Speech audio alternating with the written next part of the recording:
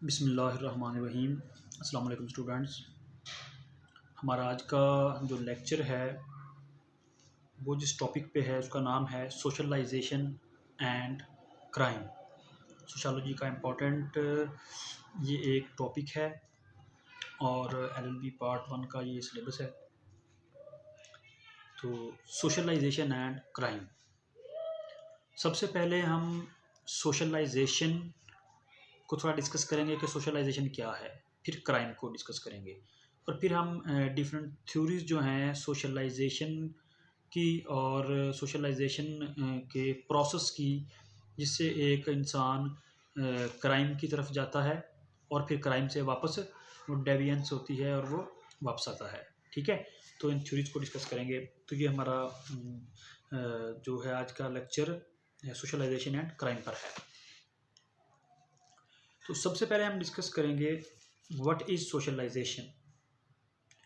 Socialisation is a process of learning through interactions with the people and interaction to the society. Society में लोग रहते हैं तो वो एक दूसरे से चीज़ों को लर्न करते हैं, और सोसाइटी से मुराद सोसाइटी नहीं है। बच्चा जब पैदा होता है तो उसका लर्निंग प्रोसेस स्टार्ट हो जाता है।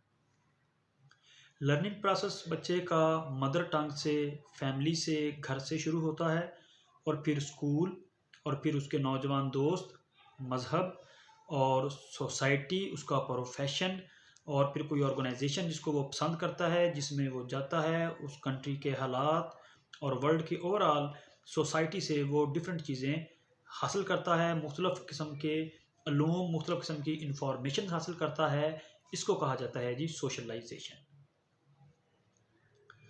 अच्छा, तो सोशलाइजेशन के जो इंस्टीट्यूशन माने जाते हैं वो ऐसे ही माने जाते हैं। फर्स्ट ऑफ ऑल जो माना जाता है फैमिली के बाद आपका मस्जिद या मंदिर या गिरजा, जो भी आपका रिलीजन है वो, उसके बाद पीयर्स यानी कि आपके उम्र के जो हम उम्र लोग हैं वो, उसके बाद आपका जो लीगल सिस्टम है, ये इसके इंस्टीट्यूशन माने जाते हैं। अच्छा, उसके बाद ये है कि सोशलाइजेशन, तो ये तो होगी सोशलाइजेशन। अब हम थोड़ा क्राइम को डिस्कस कर लेंगे। What is crime? तो crime is any action which is prohibited by the state और प्रोहिबिटेड बाय द लॉ और prohibited by a criminal code of any state and an action which is punishable and action which is not liked by the society और not accept by the society. एक ऐसा action, कोई भी ऐसा काम जिसको society पसंद नहीं करती, और ना सिर्फ ये कि उसे सोसाइटी पसंद नहीं करती, उसे कानून में मना किया गया है, कानून उसे एक ऑफेंस मानता है और उसकी पनिश है, तो वो जो है होगा, इस तरह का कोई भी काम उसको क्राइम कहा जाएगा, और कोई भी बंदा जो ये काम करेगा उसे क्रिमिनल कहा जाएगा। क्राइम और क्रिमिनल्स की हमने टाइप्स जो है उसको थोड़ा डिस्कस कर लेते हैं। क्राइम जो होता है, क्राइम की 4-5 किस्में हैं क्राइम की। नंबर 1 है क्राइम अगेंस्ट पर्सन। जब हम किसी पर्सन को नुकसान पहुंचाते हैं, उसे हर्ट करते हैं, उसकी जान का नुकसान पहुंचाते हैं, उसकी असमत दराजी, उसकी रिस्पेक्ट या ऑनर का नुकसान कर देते हैं, ये है क्राइम अगेंस्ट पर्सन। इसके बाद है जी क्राइम अगेंस्ट प्रॉपर्टी। किसी की प्रॉपर्टी का हम नुकसान कर दें, किसी की गाड़ी चुरा ली किसी बंदे ने, तो ये क्राइम है। किसी की बाइक चुरा ली, किसी की प्रॉपर्टी को जला दिया, किसी के खेतों में आग लगा दी, किसी की नहर तोड़ के उसके खेतों को तबाह बर्बाद कर दिया, किसी के जानवरों को मार दिया। ठीक है, तो ये जो इस तरह की चीज़ें हैं ये क्राइम अगेंस्ट प्रॉपर्टी। अच्छा, इसके बाद है वाइट कॉलर क्राइम। ये जो लोग ऑफिस में बैठे हुए अपनी प्रोफेशन की आड़ में, अपने रिसोर्सेज की आड़ में क्राइम करते हैं, वो वाइट कलर क्राइम। और इसी तरह ऑर्गेनाइज्ड क्राइम होता है जो बहुत ग्रुप की शक्ल में ऑर्गेनाइज करके करते हैं। इस तरह प्रोफेशनल क्राइम होता है, और प्रोफेशनल क्राइम ऐसा एक बंदा जिसने वो क्राइम को अपना प्रोफेशन ही बना लिया है। ठीक है, और इस तरह ओकेजनल क्राइम है जो हादसाती तौर पे मतलब हो गया क्राइम, इरादा नहीं था, इंटेंशन नहीं थी बंदे की। ठीक है ना, गुस्से में आकर, जज्बात की रो में बह कर किसी बंदे ने कोई क्राइम कर लिया तो वो आपका ओकेजनल क्राइम हो गया। तो ये थे हमारे क्राइम्स की किस्में। अच्छा, उसके बाद ये है कि सोशलाइजेशन और क्राइम का आपस में रिलेशन क्या है। अब देखें, जब हम सोशलाइजेशन की बात करते हैं तो हम उसके इंस्टीट्यूशन की बात करते हैं, एक प्रोसेस की बात करते हैं, ठीक है। और क्राइम जो है, क्राइम भी अगर देखा जाए तो क्राइम भी एक प्रोसीजर, एक प्रोसेस के तहत होता है। किसी बंदे का क्रिमिनल माइंड बन जाना, उसका क्राइम करना, हाँ वो क्राइम की कोई भी टाइप होगी या किसी भी तरह का क्रिमिनल होगा, लेकिन उसे क्रिमिनल, आम आदमी से क्रिमिनल बनने के लिए एक प्रोसेस से गुजरना पड़ता है, ठीक है। और वो सारा प्रोसेस जो है वो थ्रू सोशलाइजेशन होता है। तो इसको समझने के लिए हम सोशलाइजेशन की कुछ थ्योरीज को डिस्कस करेंगे। तो इसकी 3 थ्योरीज हैं कॉमनली जो समझी जाती हैं। सोशल प्रोसेस थ्योरी है नंबर 1, नंबर 2 है सोशल कंट्रोल थ्योरी, और नंबर 3 है social reaction theory. Social process theory तो यही कहती है कि आप थ्रू प्रोसेस आप अपने पीयर्स से, अपने फेलोज से क्रिमिनल क्राइम करने का तरीकाकार सीखते हैं। जिस सोसाइटी में रहते हैं वहाँ पे क्राइम को देख कर क्राइम सीखते हैं। बचपन से अगर किसी घर में, ऐसे घर में बच्चे की पैदाइश होती है कि वहाँ पे वो कोई भी तरह का वो ऐसा गलत काम या क्राइम करते हैं तो उससे बच्चा वो लर्न करता है। फिर आगे वो जाता है तो वो सोसाइटी में होते हुए क्राइम देख के वहाँ से चीज़ें सीखता है, ठीक है।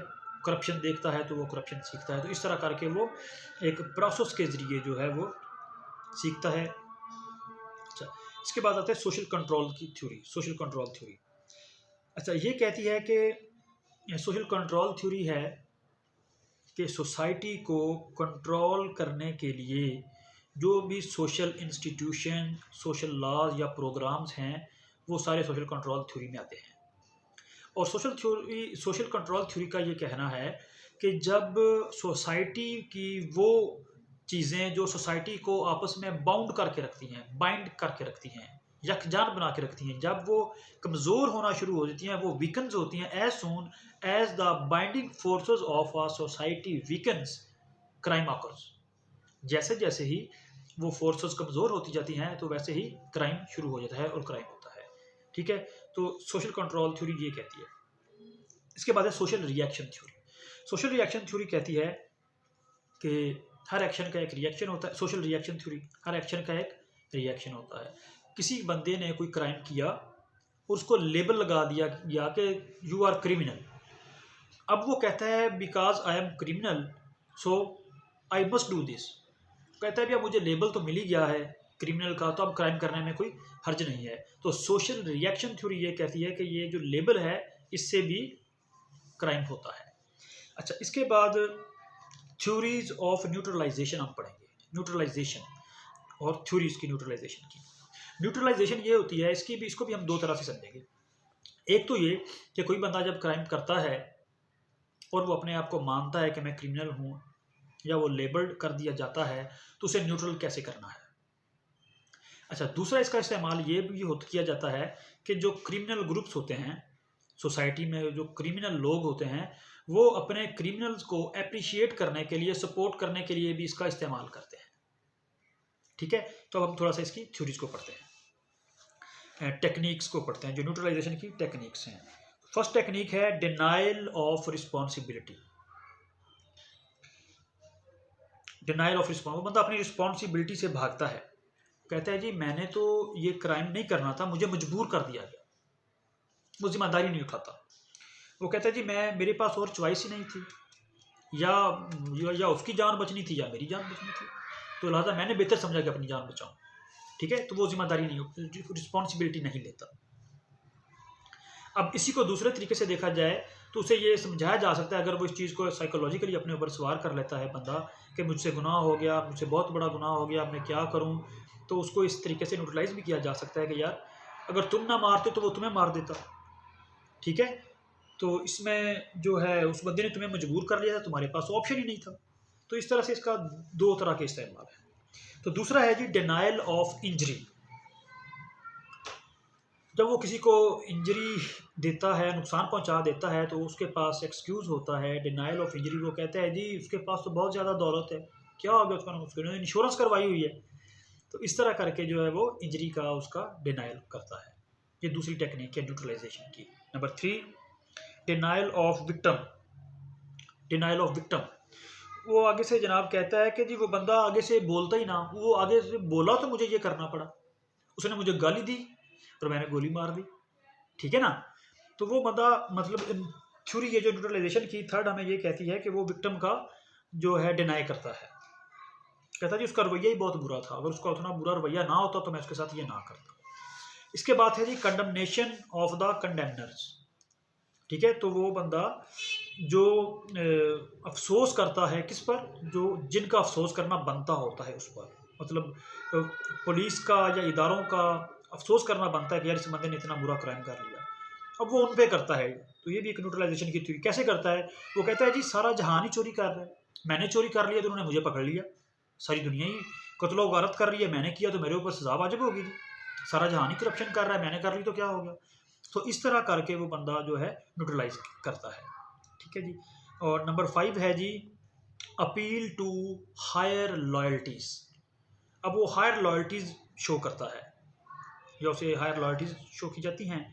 इसकी न्यूट्रलाइजेशन की जो थ्योरी नंबर 5 है, अपील टू हायर लॉयल्टी, वो कहता है जी मैं अपने दोस्तों की मदद करूंगा, वो कोई गैर था कि मैं उसके पीछे ये ना करता, ठीक है। और भागते तो बुज़दिल है, ठीक है, वो लॉयल्टी लेता है या उसे लॉयल्टी दी जाती है कि बुज़दिल लोग भागते हैं, भाई बहादुर बंदे ने तो खड़ा होकर मुकाबला करना होता है, ठीक है ना। मैं तो उसके साथ भी दोस्ती निभाऊंगा और मुझे दोस्ती निभानी चाहिए थी। तो ये भी एक थ्योरी है। अच्छा, इसके बाद थोड़ा सा सोशल कंट्रोल थ्योरी हमें ये भी कहती है people commit crime when forces binding the society weaken, जी हम पहले कर चुके हैं जी। अच्छा, ये जो अब हम थोड़ा सा बिहेवियर्स को डिस्कस करेंगे, सोशल बिहेवियर्स, और जो कि क्रिमिनल बिहेवियर्स बन जाते हैं। क्रिमिनल बिहेवियर्स और सोशल बिहेवियर्स में कुछ चीज़ें जो हैं वो कॉमन हैं, वो सोशल से क्रिमिनल की तरफ लेके जाती हैं और क्रिमिनल से सोशल की तरफ लेके जाती हैं। तो हायर्शी एक फिलोसफर है, एक सोशलिस्ट है, उसने इसके 4 एलिमेंट्स बताए हैं, HIRSCHI, ठीक है, हायर्शी या हायर्शी। उसके 4 एलिमेंट्स क्या हैं, वो कहता है जी अटैचमेंट, कमिटमेंट, इन्वॉल्वमेंट और बिलीफ। ये 4 चीज़ें हैं, these are 4 elements which cause socialization and crime involvement. वो कहता है कि क्राइम और सोशलाइजेशन की जो आपस में जो मिंगल्ड होते हैं ना, ये 4 एलिमेंट्स हैं जो इसको मिंगल करते हैं, इसको मिक्स करते हैं। क्या है जी, अटैचमेंट में वो बताता है कि जो फैमिली है, फ्रेंड्स हैं और कम्युनिटी है, ये चीज़ें ही, इन चीज़ों से बंदा क्राइम सीखता भी है और यही चीज़ें बंदे को क्राइम से बचा भी सकती हैं। और सोसाइटी के यही चीज़ें जो होती हैं, अटैचमेंट की वजह से बंदा क्राइम वाला प्रोसेस जो है उसको गेन कर लेता है, लर्न करता है। नंबर 2 वो कहता है कमिटमेंट। तो फ्यूचर और goals, career success, personal goals, तो ये वो चीज़ें हैं जिनकी बिना पर भी क्रिमिनल बिहेवियर हो सकता है, ठीक है। सक्सेस की खातर कोई बंदा अमीर होने की खातर कोई बैंक रॉबरी कर लेता है, ठीक है ना। अच्छा, या फ्यूचर की खातर, या कोई किसी का कैरियर नहीं है, अगर कोई बंदा ऐसी जॉब कर रहा है जिसमें उसमें वेजेस बहुत कम हैं, काम बहुत ज़्यादा करना पड़ता है, तो वो वहाँ पे करप्शन करने लग जाएगा, ठीक है ना। और फ्यूचर सिक्योर नहीं होता उसका, तो फ्यूचर की सिक्योरिटी के लिए वो करप्शन कर सकता है, चोरी कर सकता है। तो ये चीज़ें भी हैं जो कि क्रिमिनल बिहेवियर बना देती हैं। उसके बाद है जी इन्वॉल्वमेंट। इन्वॉल्वमेंट में है कि सोशल एक्टिविटीज़, एक किसी टीम के आप रुकन हो, किसी स्पोर्ट्स टीम के, किसी कम्युनिटी ऑर्गेनाइजेशन में आप रहते हैं, किसी रिलीजियस ग्रुप में हैं या सोशल क्लब का मेंबर हैं, तो वहाँ पे आप लोगों को देखते हैं, लोगों से आप सीखते हैं। उसके बाद है जी believes, honesty, morality, fairness, patriotism, responsibility. तो ये चीज़ें हैं, जो ये डिफरेंट बिलीफ्स हैं जिनकी बिना पर आप सोशलाइजेशन के प्रोसेस से गुजरते हैं। अच्छा जी, सोशल रिएक्शन थ्योरी है, और ये हमने सोशल रिएक्शन तो खैर हमने पढ़ ली है कि when they are labelled as criminal they crime. अच्छा, इसके बाद है डेविएंस। इनहराफ करना, चेंज हो जाना। अच्छा, अब क्रिमिनल से वापस हमने जाना है, या हम एक आम आदमी से क्रिमिनल माइंड की तरफ आए हैं, तो उसकी ऊपर भी दो थ्योरीज हैं, एक है प्राइमरी डेविएंस और एक है सेकेंडरी डेविएंस। प्राइमरी डेविएंस जो है वो कहती है crime with little influence on the violator. ऐसा क्राइम जिसका वायलेटर के ऊपर थोड़ा इन्फ्लुएंस है, वहाँ से जो डेविएंस है वो आसान होती है, वहाँ से वापस आना आसान होता है, वहाँ उस बंदे को एज अ सोशल सर्वाइव करना आसान होता है। यह है जी प्राइमरी डेविएंस।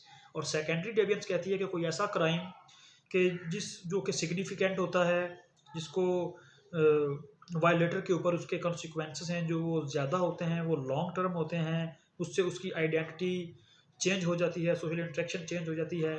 तो यहाँ से ये सेकेंडरी डेविएंस से इसमें काफ़ी सारा वो बंदा तब्दील हो जाता है। अच्छा, सोशल प्रोसेस थ्योरी थोड़ा सा कहती है इस मामले में कि इन चीज़ों को कंट्रोल करने के सिलसिले में वो काफ़ी एक्टिव नज़र आती है। सोशल प्रोसेस थ्योरी कहती है कि अगर फैमिली और स्कूल जो है वो जो बॉन्ड्स हैं फैमिली के और उस बंदे के सोसाइटी के साथ बॉन्ड्स को वीक ना होने दे, तो इस तरीके से इस चीज़ को इम्प्रूव किया जा सकता है, क्राइम्स को कम किया जा सकता है और रिकॉन्फ़िगर किया जा सकता है ऑफेंडर को उसके सेल्फ इमेज को बचाकर। और उसका वो सोशल प्रोसेस थ्योरी ये भी कहती है कि कोई डाइवर्शन के प्रोग्राम बनाने चाहिए, ऐसे सोसाइटी में प्रोग्राम्स होने चाहिए जिस तरह बच्चे जुवेनाइल के हवाले से हम देखते हैं कि अलहदा से जेलें हैं, बूस्टर जेलें हैं जहाँ पे बच्चे जाते हैं, बच्चों को तालीम दी जाती है और इस तरह के सेमिनार होने चाहिए, इस तरह के इदारे होने चाहिए जहाँ पे जाके डाइवर्शन पॉसिबल हो, तो डाइवर्शन के प्रोग्राम होने चाहिए। ठीक है, तो बहुत सारे लोग हमने देखा है तबलीगी जमात वालों के साथ गए, डाइवर्ट हो गए, किसी ने कोई ऐसा मकतबा फ़िक्र ज्वाइन कर लिया, कोई ऐसी ऑर्गेनाइजेशन ज्वाइन कर ली, कोई ह्यूमन राइट्स में चला गया, कोई ऐसा इल्म हासिल कर लिया, ऐसी ऐसी महफ़िल बैठने लग गया या कोई ऐसी किताबें पढ़ने लग गया, तो उसके अंदर डाइवर्शन आ गई। तो वो कहता है, ये थ्योरी कहती है किस तरह के सोसाइटी में प्रोग्राम होने चाहिए। तो ये था हमारा आज का लेक्चर, सोशलाइजेशन एंड क्राइम। अब तक के लिए इतना ही, अपना ख्याल रखिएगा।